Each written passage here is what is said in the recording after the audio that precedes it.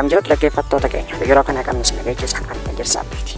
Waraanni bilisummaa Oromoo aanaa Tolee keessatti loltoota mootummaa PP hedduu du'aa fi madoon adabuu beeksise. Irree fi gaachanni saba Oromoo waraanni bilisummaa Oromoo zoonii Harsadii godina Kibba Lixaa Shaggar aanaa Tolee keessatti guyyaa kaleessaa guraandhala 7 2026 ganama barraaqa irraa eegaluun loltoota maafiyaa PP maqaa sakattaa waraana bilisummaa Oromoo jedhuun uummata Oromoo saamuuf kallattii adda addaan bobbaate gandoota kanneen akka Maallimaa fi Tummee Bara Addaa Cirfaa Maaramii Qoccee akkasumas ganda Dhukka'aa keessatti tarkaanfii jabaa irratti fudhateen diina hedduu du'aa fi madoon adabuun meeshaa hedduu irraa booji'ee mooraa qabsoo bilisummaa Oromoof gumaachee jiraachuu beeksise. Tarkaanfii kanaanis loltoonni PP hedduu booji'ee jiraachuu fi meeshaa waraanaa hedduu irraa hiikuun beekamee jira.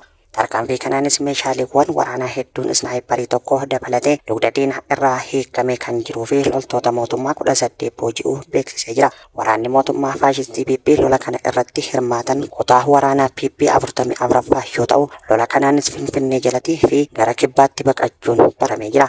Kana malees tarkaanfii filaalessaa waraana bilisummaa Oromoo fudhate kanaan hidhattoonni diinaa madoo cimaa qaban hospitaala magaalaa Baantuu keessatti heddummatanii humna ogeessota fayyaa olii ta'uu irraan kan ka'e wal'aansi wal hanqatee gara magaalaa Walisootti ergaa akka jiran namoonni ijaan argan ni dubbatu. Bifuma wal fakkaatu waraanni bilisummaa Oromoo aanaa Bureetti tarkaanfii fudhateen diina du'aa fi madoon adabuun meeshaa waraanaa hedduu irraa hiikuu beeksise. Waraanni bilisummaa Oromoo zoonii lixa har'a guraandhala 8 2026 godina Iluu Abbaa Booraa aanaa Buree bulchiinsa magaalaa Boondiyyoo fi ganda Agalootti tarkaanfii ilaalessaa waraana faashistii PP irratti fudhachuun injifannoo galmeessuu ibse. Akka gabaasan ajajaa waraana bilisummaa Oromoo irraan qaqqabee mul'isutti lola kanaan humnoota faashistii PP 12 ajjeesuun hedduu madeessee qawwee AKM 10 raashina waraanaa fi qophiilee irraa dhuunfachuun dantaa qabsoo bilisummaa Oromoof oolchuun beekamee jira. Kana malees waraanni bilisummaa Oromoo zoonii lixaa godina Matakkal aanaa Wambaraa keessatti tarkaanfii fudhachuun beeksise. Abdii fi gaachanni uummata Oromoo waraanni bilisummaa Oromoo zoonii lixaa godina Matakkal aanaa Wambaraa ganda Gochoor bakka addaa Mujjaa jedhamu keessatti guraandhala 7 2026 waraana mootummaa PP irratti tarkaanfii ilaalessaa fudhateen humna diinaa hedduu du'aa fi madoon adabuun lama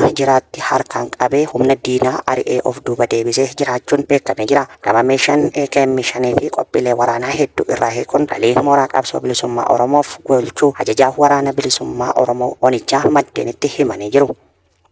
Lixa Wallaggaa aanaa mana Sibuutti dargaggoon tokko shiftoota maafiyaa PP'n ajjeefamuun ibsame. Godina Lixa Wallaggaa aanaa mana Sibuu keessatti ajjeechaan nama nagaa irratti raawwatamuun gabaafame. Akka odeeffannoon argame ibsutti dheengaddaa guraandhala 5 2026 aanaa mana Sibuu jiraataa ganda Daangii kan ta'e dargaggoo Yoonaas Dinagdee Abaataa kan jedhamu shiftoota waraana PP guyyaa tokko guutuu bosona keessa dhokachaa ooluun osoo inni daandii gubbaa deemu ganda Oborraa Qilxuu bakka addaa Goobanii jedhamutti rasaasa itti roobsuun ajjeesanii deemuun ibsame.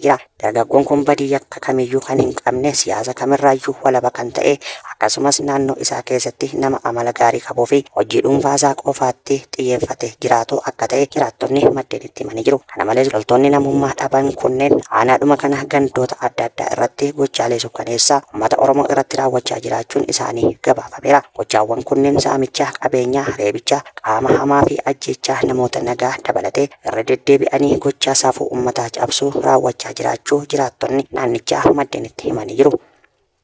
Godina Walloo aanaa Harxummaa Fuurzetti dhukaasa uummata irratti shiftoonni Amaaraa maqaa faannoo jedhuun of waaman bananiin daa'imni ganna 11 madaa'uun loowwan uummataa hedduun ajjeefamuun barame. Kaaba Oromiyaa godina Walloo aanaa Harxummaa Fuurzee bakka addaa Abaandaraa jedhamutti guraandhala 6 2026 gara galgala dhukaasa humni badiin finxaaliyyii Amaaraa faannoon riphanii ba'uun daa'imman loon tiksan jiran irratti bananiin daa'imni ganna 14 tokko madaa'uu fi loowwan uummataa hedduun ajjeefamuun jiraattonni maddeenitti himanii jiru. Akka jiraattonni jedhanitti daa'imni maqaan isaa Arabuu Hassanee jedhamu osoo loowwan tiksaa jiru rasaasan akka madaa'e himuun shiftoonni finxaaliyyii kunneen loowwan hedduu bakka isaan tifkamaa jiranitti ajjeesanii deemuu dubbatu.